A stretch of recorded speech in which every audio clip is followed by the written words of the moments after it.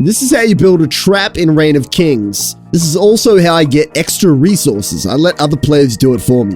Now, you may think this is an exploit, but in my opinion, it's a clever use of mechanics, and I've never actually seen this done before. So it may get nerfed in the future. We'll just wait and see. I'll leave that totally up to your opinion. First of all, welcome to my shitty hut. Now, let's talk about the things that you're going to need to build this trap. Around about 200 wooden blocks of your choice. A further 200 blocks of any material of any kind, it does not matter. And around about 80 mid-grade to higher grade blocks, starting from, say, stone or anything higher tier from that. Now, we're also going to need one chest, preferably two. The chests are going to be our bait. We need a high-grade door or gate. My choice is actually going to be for an iron door. And last of all, we need to craft a few stones to allow the enemy to commit suicide. You'll see why soon. Now, we need a specific location to be able to build our trap, and that's somewhere with water. Now, if you want to optimize this, try and choose an area that's heavily populated with players who are already established. The ultimate goal is to bait other players who are out resource collecting into the illusion that they can actually raid this particular location, thinking that they're going to score. Okay, so I found my particular location, and what you're looking at is the actual trap itself. It's actually quite a weird structure. The goal is to let people think that that is the home base of someone, and it's full of all of this awesome stuff. What you can also see is this weird kind of like bridge that leads out to the open. Now, this is the illusion. Just remember, people are actually a lot smarter than we all kind of think, especially in this particular game. So we want to not make it too obvious, but we want to make it subtle enough to make it feel like it's real.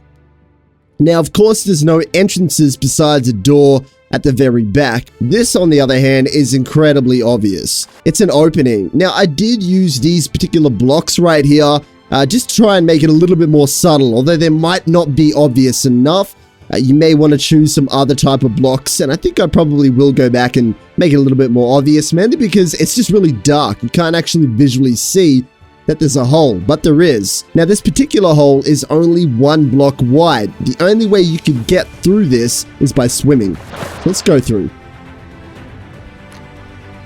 Now, put yourself in the player's position right now. They've found this hole, and they feel like they've just scored. They really do feel like they've found someone's attempt at trying to be sneaky with hiding all of their stuff. So we make our way through this tunnel. Now, just remember, don't make it long enough where the other player's going to run out of breath, by the way. Just make it short enough to feel, you know, real. Okay, so once the player does make it out of here, they're immediately shown 2 pairs of steps. They're going to jump up and check it out. Now, we've got 2 chests. This is the part where the player thinks that they've absolutely scored. Now, they are going to jump into these chests and realize that there's only really 1 item in there, and we'll talk about that very soon. And there's also a door, and now, unfortunately, they cannot go through this door. It's set to family settings, of course. Now, this is my way of getting back into this place, by the way. Now, the first reaction would be, okay, this place has already been raided before. How do I get out the same way that I came in? Now, what's funny about this game is that because it's a 1 block, if you build 2 blocks directly below the water level, you can't actually swim down past this point. You're forced to walk. So essentially, they're trapped.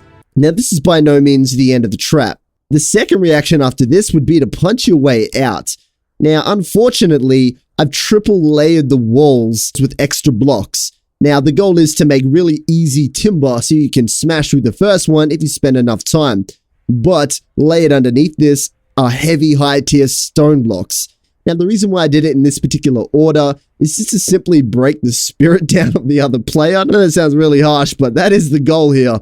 You know, they're going to break through this timber, see stone block, and go, stuff this. Not only that, I've added an extra layer of a low-tier block around the sides and the top, just to prevent people from trying to break into it, say from the roof or something like that. Now, last up for the grand finale is what's inside of this chest. At this point, we want the player to just either leave the game, but we want to make it just a little bit easier to give up. So what we've done is we put sharp rocks in stacks of 1 to allow the player to commit suicide. And of course, I can just come back and check throughout the day if I've snagged any random players. Anyway, friends, thanks for joining me as always. If you like this video, check out this one here. It's another Reign of Kings one. You might like it also. Oh. No, DJ. I don't like the sound of this song. And I hate you because you're white. What? Please change the song.